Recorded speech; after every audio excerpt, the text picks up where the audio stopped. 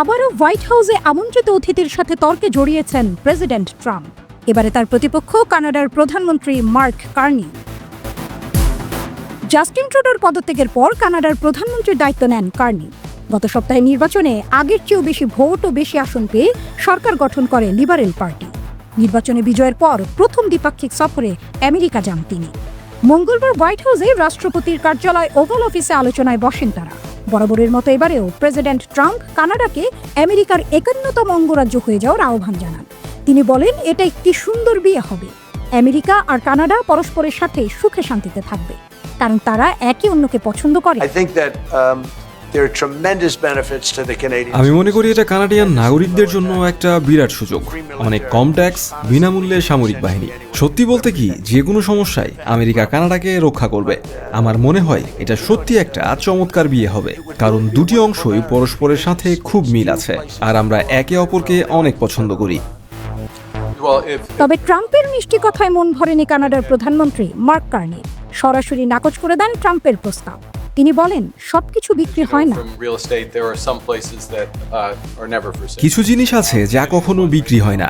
যারা কানাডার আসল মালিক, সেই জনগণের সাথে গত কয়েক মাস আমি কথা বলেছি। ক্যাম্পেইনের সময় সবাই বলেছে কানাডা বিক্রির জন্য নয়, কোনোদিন বিক্রি হবে না। তবে আমরা পরস্পরের সাথে পার্টনারশিপ করতে পারি। আমরা আন্তর্জাতিক পরিসরে নিরাপত্তা সহ বিভিন্ন বিষয়ে একসাথে কাজ করতে পারি। কার্নি সরাসরি নাকচ করে দিলেও হাল ছেড়ে দেননি ট্রাম্প। তিনি বারবার বলতে থাকেন, নেভার সে নেভার। পৃথিবীতে কোনো কিছুই অসম্ভব না। এমন অনেক কিছুই হয়েছে যা করা সম্ভব ছিল না, কিন্তু শেষ পর্যন্ত তা হয়েছে। কানাডা আমাদের ভালোবাসে এবং আমরাও কানাডাকে ভালোবাসি, আর আমাদের মিলনে আমাদেরই সবচেয়ে বেশি উপকার হবে। তাই আমি বলতে চাই, সময়ই বলে দেবে শেষ পর্যন্ত কি হবে।